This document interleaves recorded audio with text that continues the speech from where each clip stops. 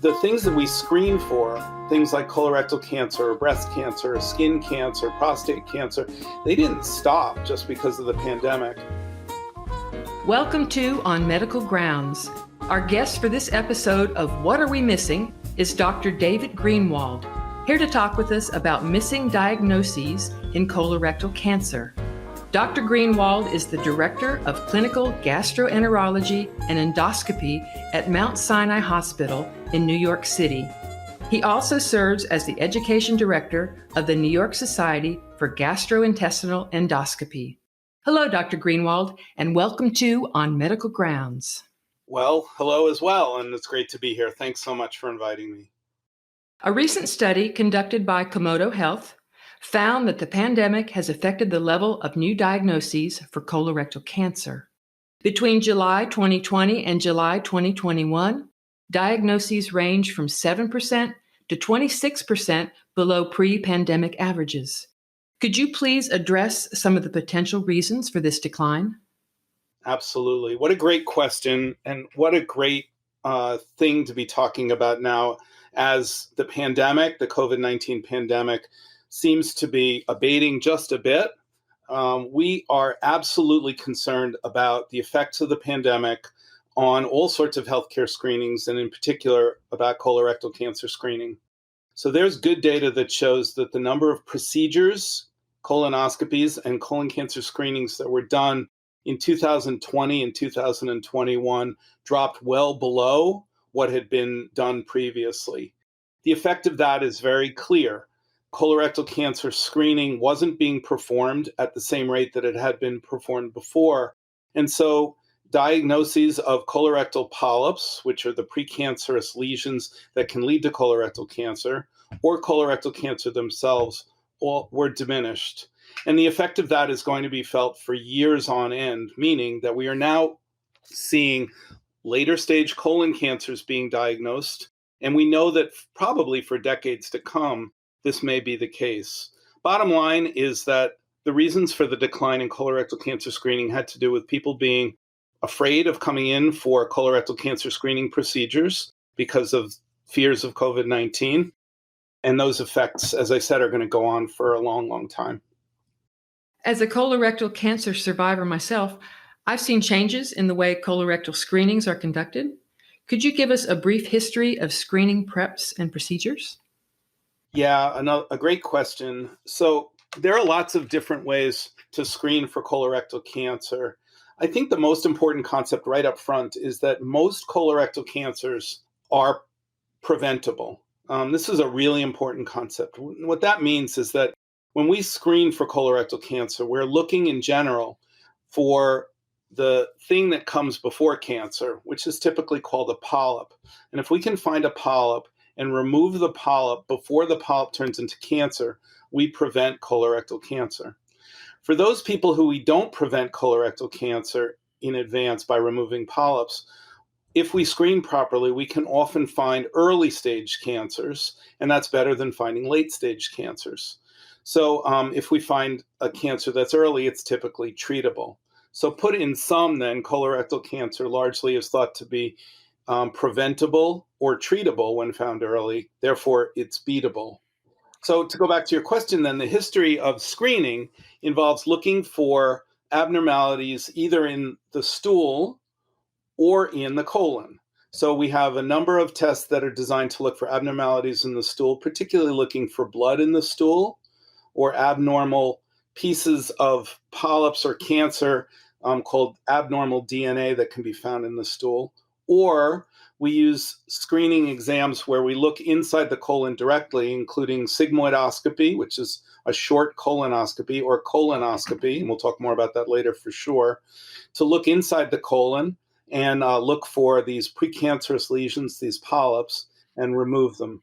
A couple other options that are available include using CAT scans or X-rays to look at the colon and, again, look for little polyps or big polyps that might be there.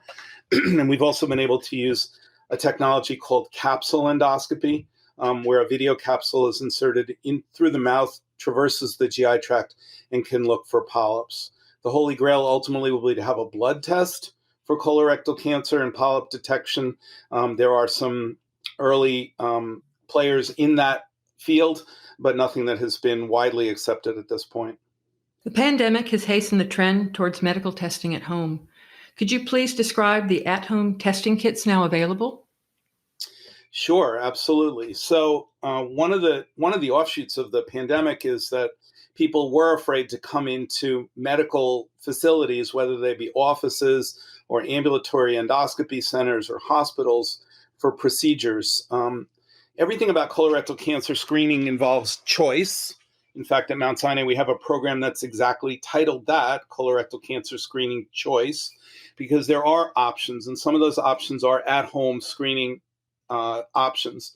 They include testing for blood in the stool, typically known as guaiac testing, or FIT testing, which stands for fecal immunochemical testing. These are basically looking for blood in the stool. Blood in the stool does not always indicate colorectal cancer. It can be caused by other things, such as hemorrhoids and other causes of bleeding in the GI tract. But we do worry anytime somebody has a positive test, an at-home test looking for blood in the stool, because it could indicate the presence of a polyp or cancer. And so those people who have positive tests need to have a follow-up colonoscopy to look for any potential abnormality. The other at-home test which is available is a combination of fecal immunochemical testing, again looking for blood in the stool, along with abnormal pieces of DNA. DNA are building blocks within cells. When a person has a polyp or a colon cancer, pieces of that polyp or colon cancer shed off into the stool, and we can detect abnormal DNA from that polyp or cancer in the stool. So there's one commercially available test right now that combines a fecal immunochemical test along with looking for abnormal DNA markers in the stool. Those are the at-home tests that are available. Very, very important for anybody listening. If you do one of those tests and you have a positive test, it needs to be followed up with a colonoscopy, because if you have a polyp, it needs to be removed. And if you have a cancer, it needs to be diagnosed. And those at-home tests don't do the actual diagnosis. They just simply do the marker, and then you have to go get the structural exam to find out exactly what you have. Yes, that's important. Are there populations for whom the at-home kits are not recommended? Yeah, great question. So the at-home tests are recommended for people who are at average risk. So current guidelines suggest that people get screened for colorectal cancer between the ages of 45 and 75. So that the 45 is a change from a previous recommendation of 50. So we've recognized that we want to screen people earlier, starting at age 45. Again, choice is important. So the choices typically include these at-home stool tests or colonoscopy, along with the other options that I mentioned before, CT colonography and capsule procedures. The at-home tests are not recommended for people who've had polyps before or who are at high risk for colorectal cancer. So that would be either a personal history of colorectal cancer or a family history of colorectal cancer. The vast majority of people where I see this being misused is in people who've had polyps before. So if you had a polyp, which is a precancerous lesion, identified and removed by colonoscopy previously, your subsequent exam should not be with a stool-based test, but it should be with another colonoscopy, because you are at higher risk than the average person for additional colorectal polyps. Going back to effects of the pandemic, how will the medical community address the backlog in colorectal cancer diagnoses and care? Right. So the backlog is very, very important, and the backlog is real.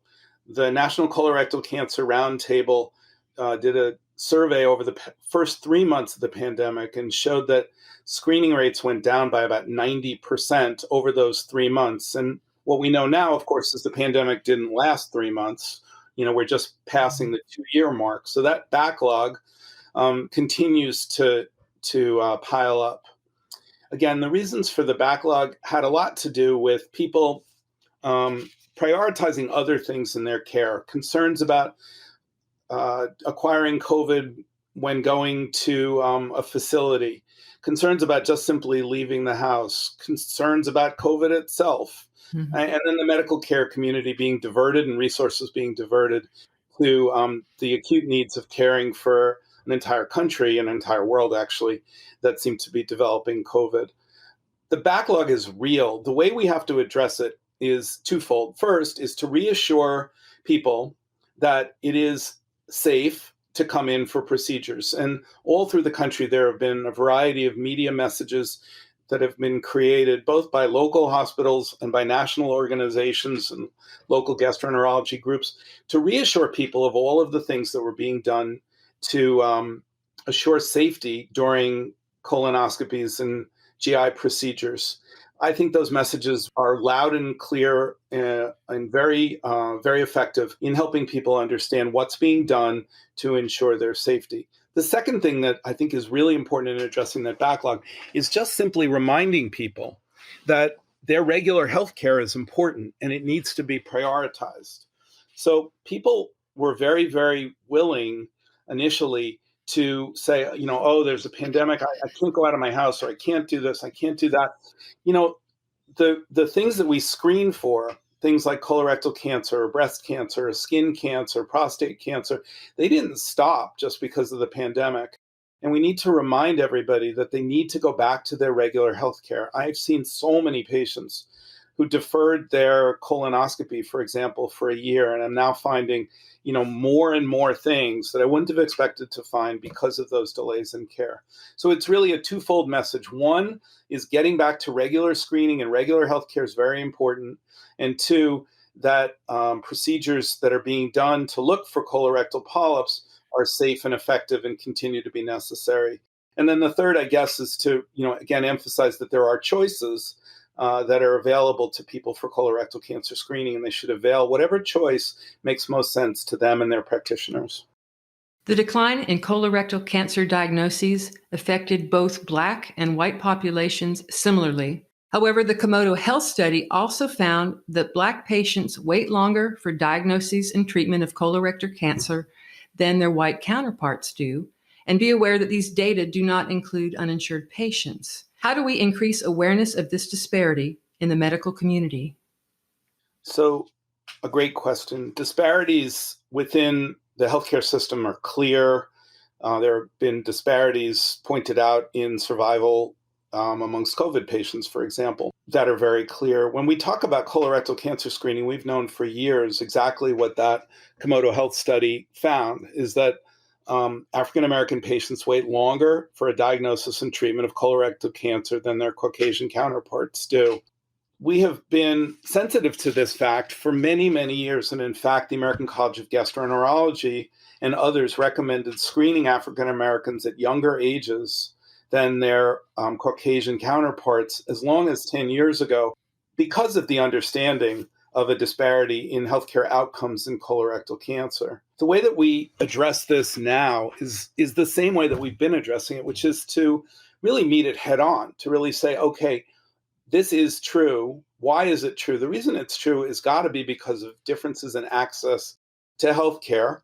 And we have to recognize those disparities exist, and we have to keep meeting them head on by specifically targeting the populations that have had lower screening rates in the past, and with very clear, precise messaging to those communities, explain why screening is important. So screening for colorectal cancer, again, as I said a while ago now, is something that allows us to prevent a cancer. So this is a really important message, that we can prevent colorectal cancer if we can screen people at the appropriate age. And so in the communities that have typically had these disparities, and you mentioned the African-American community for sure, we have to create clear messages to that community that are targeted to that community, that resound with that community about why it's important to get screened, why the barriers to screening need to be broken down, how we can break those barriers down, and to have people not be embarrassed, not be afraid, not be scared, not mistrust the medical system, because in this case, the medical system is actually trying to help. A study published this year in the New England Journal of Medicine found that colorectal cancer disparities between Black and white adults were eliminated in Kaiser Permanente Northern California members after they initiated a region-wide colorectal cancer screening program. Program managers and electronic systems identified all eligible members who were not up to date. They used automated alerts to remind healthcare providers to offer screening at clinical visits. In addition, a fecal immunochemical test was mailed annually to members who were not up to date.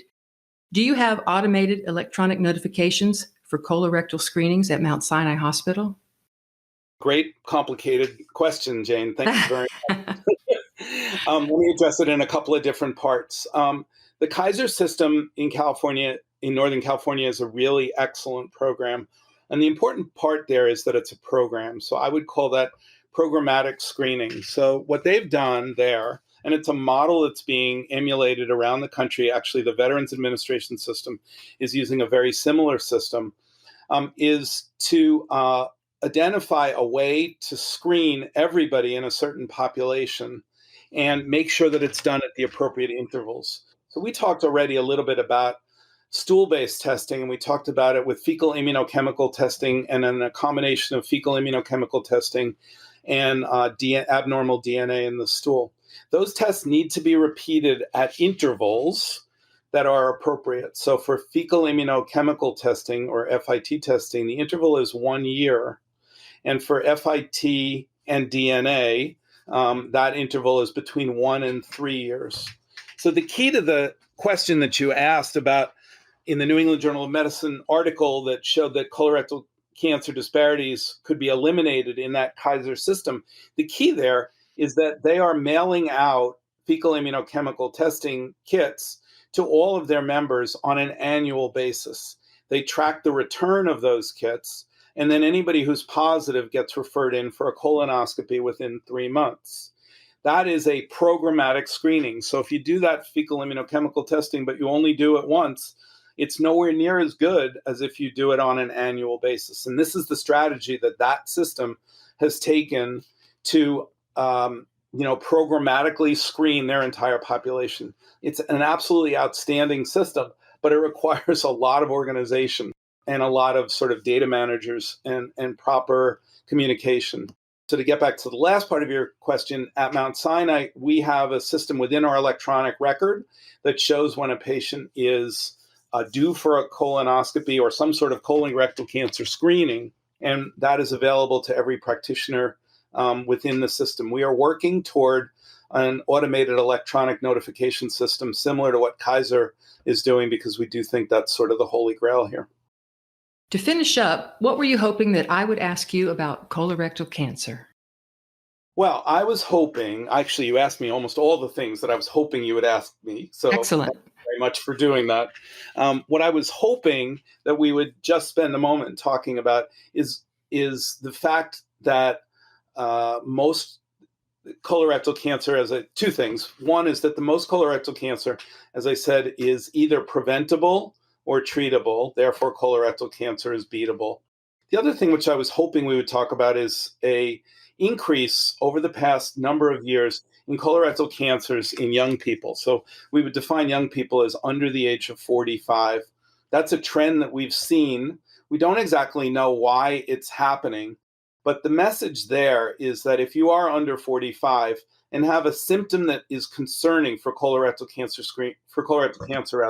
and that would mostly be rectal bleeding or a substantial change in bowel habits, that symptom does not simply be ascribed to hemorrhoids, but that if you have that problem, that you go seek medical care and that you make sure that you don't have an early colon cancer, an early rectal cancer that can be treated successfully. So those are the messages that I wanted to make sure that I got out there, and I was hoping that you would ask me about, Jane. Superb. Dr. Greenwald, we appreciate your efforts to educate others and improve healthcare disparities. Thank you so much for taking time from your busy schedule to speak with us. Thank you so much, Jane. It was great to be here, and I'm happy to talk with you anytime in the future. And thank you for listening to the On Medical Grounds podcast. We know your time is valuable. The resources that were referred to in this podcast can be found at on medicalgrounds.com. Please be sure to check the subscribe button to be alerted when we post new content. If you enjoyed this podcast, please rate and review it and share it with your friends and colleagues.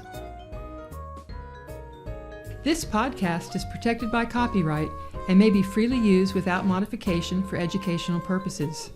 To find more information or to inquire about commercial use, please visit our website on medicalgrounds.com.